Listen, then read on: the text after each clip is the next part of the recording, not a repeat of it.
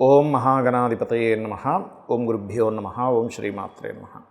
మనం ఈరోజు double transit అనే విషయం మీద తెలుసుకుందాం. అయితే ఈ డబుల్ ట్రాన్సిట్ అంటే ఏమిటి? 2 మేజర్ ప్లానెట్స్ ఏవైతే ఉంటాయో గురువు, శని. ఈ గురు శనులు ఏదైనా ఒక భావం మీద కంప్లీట్గా దృష్టి పెట్టినప్పుడు ఆ యొక్క విషయం మనకు ఫలకృతం అవుతుంది. అది మేజర్ ఇష్యూస్ ముఖ్యంగా అంటే మనకి లైఫ్లో ఎటువంటి మేజర్స్ ఉంటాయి అంటే వివాహం కావచ్చు, సంతానం కావచ్చు, లేదంటే ఒక గృహం కట్టుకోవడం కావచ్చు, ఒక స్థలం కొనుక్కోవడం కావచ్చు, ఏదైనా ఒక ఇబ్బంది నుంచి బయటపడడం కానివ్వండి, మనం ఎప్పటి నుంచో ఎదురు చూస్తున్నటువంటి ఒక మంచి విషయం కానివ్వండి. అయితే ఏ లగ్నం వారికి ఏ ఏ సంబంధించినటువంటి విషయాలు ఫ్రూట్ఫుల్ అవుతాయి అనేటువంటి విషయం ఇప్పుడు మనం తెలుసుకుందాం. అయితే ఈ విషయాలు చెప్తుంది నేనైనప్పటికీ కూడా చెప్పేసి సాక్షాత్ లలిత అమ్మవారిగా భావిస్తూ ఒక్కొక్క లగ్నం నుంచి మనం తెలుసుకుందాం. ధనుర్లగ్నము, ధనస్సు రాశి. ధనస్సు వారికి కనుక చూసుకున్నట్లయితే రాశిలో శని గురువుల యొక్క ప్రభావం ఉంది. ఎప్పుడైతే శని గురువుల యొక్క ప్రభావం రాశిలో ఉందో ఇది పర్టికులర్గా మీరు ధనుర్లగ్నం వారు కనుక గమనించినట్లయితే ఈ ప్రభావము మెచ్యూరిటీ లెవెల్స్ని పెంచుతుంది. కొంతమంది మనం చూస్తూ ఉంటాం 15 ఏళ్ళు, 18 ఏళ్ళు వచ్చేసి, 20 ఏళ్ళు వచ్చేసి, ఏంటో మా పిల్లవాడు అంత మెచ్యూరిటీగా లేడండి, ఏదో ఎక్కడో డౌన్గా ఉన్నాడని ఫీల్ అవుతూ ఉంటారు తల్లిదండ్రులు. ఇక్కడ ఏంటంటే పర్టికులర్గా ఎప్పుడైనా గురుశనుల యొక్క ట్రాన్సిట్ లగ్నానికి కనుక జరుగుతుంది, లేదా చంద్రుడు రాశి, మీకు ఉదాహరణకు లగ్నం తెలియదు, రాశి మాత్రమే తెలుసు అనుకోండి, అలాంటి సమయాల్లో ఏంటంటే ఈ గురుశనుల యొక్క ట్రాన్సిట్ అనేది మెచ్యూరిటీ లెవెల్స్ని బాగా పెంచుతుంది ధనస్సు వారికి. సో గతంతో పోల్చుకున్నట్లయితే చాలా మెచ్యూరిటీగా ఉంటారు. చిన్నపిల్లల తత్వం కొంతవరకు తగ్గుతుంది. కొంచెం గతంలో అసలు ఏమీ అర్థం కానిటువంటి స్థితిలో ఉండేటువంటి వారు కూడా కొంచెం ఇంప్రూవ్మెంట్స్ అనేవి పెరుగుతాయి. అది చిన్నపిల్లల విషయం తీసుకుంటే, కొంచెం పెద్దవాళ్ళ విషయంగా తీసుకుంటే కొంచెం సమాజంలో పేరు ప్రఖ్యాతలు రావడము, మీకంటూ ఒక గుర్తింపు రావడము, మీరు ధర్మంగా ఉన్నారు, ఎక్కడ అధర్మంగా లేరనేటువంటి ఒక మంచి పేరు ప్రఖ్యాతలు రావడము, ఇటువంటివన్నీ కూడా ఉంటుంది. అలాగే కొంతమంది చూడండి సన్నగా ఉంటుంటారు, వాళ్ళ యొక్క శారీరక ఇది చాలా సన్నగా ఉన్నారు, ఎక్కడ కూడా వీళ్ళకి అంటే శారీరకంగా కొంచెం లావ్ అయితే బాగున్నాం, ఇంత సన్నగా ఉంటే ఎలాగా మనం బాధపడుతూ అటువంటి వారికి కూడా ధనుర్లగ్నంలో జన్మించినప్పుడు ఈ ఫ్యాట్ కారకులు ముఖ్యంగా శని గురువులు కలిస్తే కూడా మనిషి యొక్క శరీర తత్వంలో కూడా కొంత ఫ్యాట్ పెరిగేటువంటి ఛాన్సెస్ ఉంటాయి.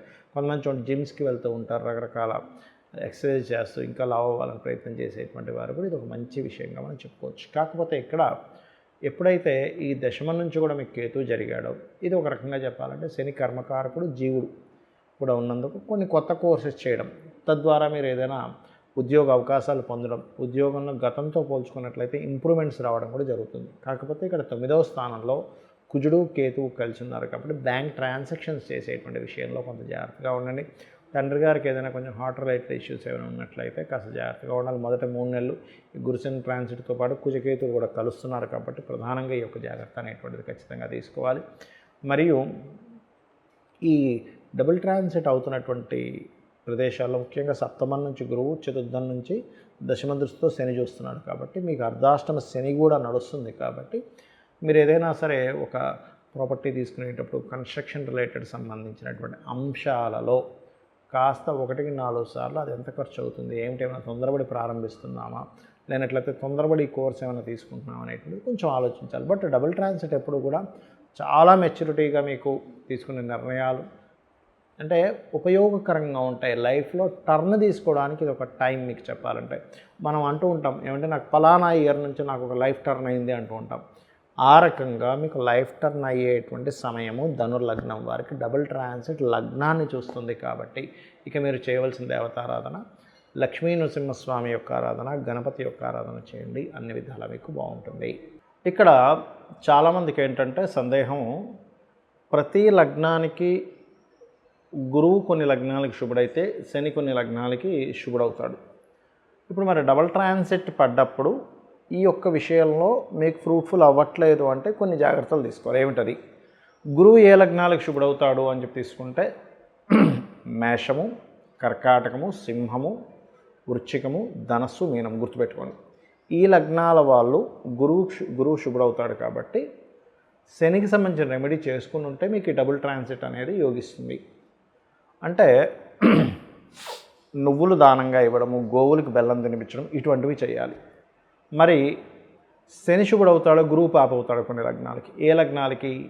ఎక్కడుందండి దీని గురించి అంటే పరాశర మహర్షి చాలా స్పష్టంగా సర్వే త్రికోణ నేతారో గ్రహాహ శుభఫలప్రదాహ అని చెప్పడం జరిగింది. మిగతా 6 లగ్నాలు అంటే వృషభ లగ్నము, మిథునము, కన్య, తుల, మకర, కుంభ లగ్నాలకి శని శుభుడు అవుతాడు. అలాంటి వారు గురువుకు సంబంధించిన రెమెడీ చేసుకోవాలి. అంటే ఏం చేయాలి అంటే శనగలు ఎల్లో కలర్ వస్త్రము 1 కేజీ శనగలు ఎల్లో కలర్ వస్త్రము గురువారం నాడు పురోహితుడికి ఎవరికైనా దానంగా ఇవ్వడం, గోవులకి మీరు చక్కగా ఈ యొక్క అరటి కాయలు తినిపించడము, దగ్గరలో ఆలయం ఉన్నట్లయితే ఆలయంలోకి వెళ్ళి మీరు గంధము కానీ పసుపు కానీ దానంగా ఇవ్వడం, అంటే అక్కడ స్వామివారికి కైంకర్యానికి వాడుకోవడానికి అన్నట్టుగా మీరు ఇవ్వడం అక్కడ ఆ రకంగా చేయొచ్చు. మరి వీటితో పాటు ఇంకేమైనా చేయాలా, ఇంకేమైనా జాగ్రత్తలు తీసుకోవాలా అంటే ఒక విషయం గుర్తుపెట్టుకోండి. ఇక్కడ ఎప్పుడు కూడా ఈ 2 గ్రహాల యొక్క ప్రభావం ఏదైతే ఉందో కర్మ జీవ అంటే మీ యొక్క కర్మని అనుభవింపజేసేటువంటి ఒక కాంబినేషన్, అంటే అది మంచి ఫలితాలు ఎక్కువగా ఇస్తుంది. గుర్తుపెట్టుకోండి, ఈ 2 గ్రహాల యొక్క దృష్టి అనేటువంటిది. ఇందులో మీకేదైనా గనక జాతక చక్రంలో పర్సనల్ చార్ట్లో ఉదాహరణకి మీరు గృహాన్ని కొనుగోలు చేసేటువంటి మహాదశలు అంతర్దశలు నడుస్తున్నాయి ఉదాహరణకి, అంటే 4వ స్థానాధిపతి మహాదశలు నడుస్తున్నాయి. దాని మీద కనుక గురుశనుల ట్రాన్సిట్ వస్తే ఇంకా ఖచ్చితంగా కొనేసుకుంటారు. అలాగే సప్తమాన్ని రూల్ చేసేటువంటిది అంటే వివాహాన్ని రూల్ చేసేటువంటి మహాదశలు అంతర్దశలు నడుస్తున్నప్పుడు ఈ డబుల్ ట్రాన్సిట్ వస్తే ఖచ్చితంగా వివాహం అవుతుంది.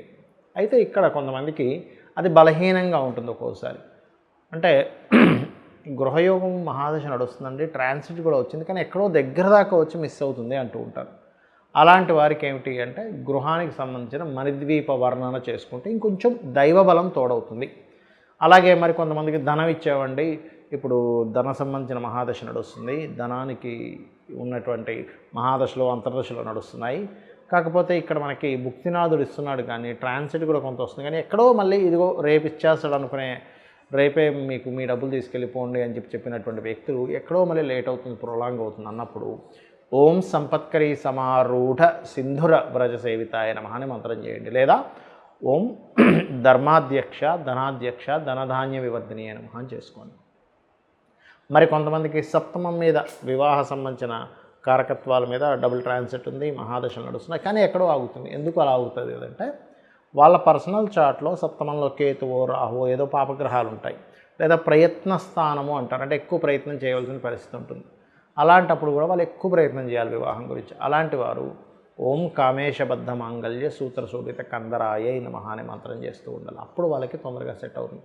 మరి కొంతమందికి వివాహం చేసుకుంటారు, డిస్ప్యూట్స్ అవుతూ ఉంటాయి, మళ్ళీ ఎక్కడో ఇరు వర్గాల వాళ్ళు వచ్చి మాట్లాడుకొని దాన్ని సెట్ చేసుకుందాం అనుకుంటుంటారు, కానీ ఎక్కడో కుదరదు, కాంప్రమైజ్ అయిపోయి కలిసిపోతారు అనుకుంటే కుదరదు. అలాంటి వాళ్ళు ఓం శివకామేశ్వరాంకస్త శివాస్వాధీన వల్లభాయ నమః. మరి కొంతమందికి ఎలా ఉంటుందంటే ఒక బిజినెస్ ప్రారంభిస్తారు, ఆ వ్యాపారంలో ఇంకేముంది ఇక్కడ నుంచి అభివృద్ధి వస్తుంది, మనకంతా కూడా క్లియర్ అయిపోతున్నాయి అనుకునే టైంకి ఇంకా ఎక్కడో రావాల్సిన లాభాలు రావు. కానీ చూస్తే లాభాధిపతి మహాదశలు నడవడము మరియు అదేవిధంగా లాభస్థానం మీద ఈ డబుల్ ట్రాన్సిట్ పడడం కూడా జరిగినప్పటికీ ఎక్కడో ఆగుతుంటుంది. దానికి కారణం ఏమిటంటే లాభస్థానం న్యాచురల్గా మీకు 11th హౌస్ ఎక్కడో స్పాయిల్ అవుతుంది. అలాంటప్పుడు ఓం ఇంద్రగోప పరిక్షిప్త స్మరతూనాభజంగికాయే నమః అనే లలిత అమ్మవారి యొక్క నామస్మరణ కనుక చేసినట్లయితే అది ఎలా అంటే మనస్ఫూర్తిగా చేయండి, ఎక్కువసేపు చేయండి. ఆ ఎక్కువసేపు ఆ మంత్రం మీదే ధ్యాస పెట్టి చేయండి. ఖచ్చితంగా మీ యొక్క పూర్వజన్మ కర్మల వల్లే మనం ఇది అనుభవిస్తూ ఉంటాం. అందరూ కూడా ఈ భూమి మీద పుట్టిన ప్రతి ప్రాణి కూడా, నేను కానీ మీరు కానీ ఎవరైనా కానీ పూర్వ జన్మల్లో చేసిన మంచి కర్మలు తెలుసో తెలియకో చేసినటువంటి కొన్ని బ్యాడ్ కర్మాస్ ఉంటాయి.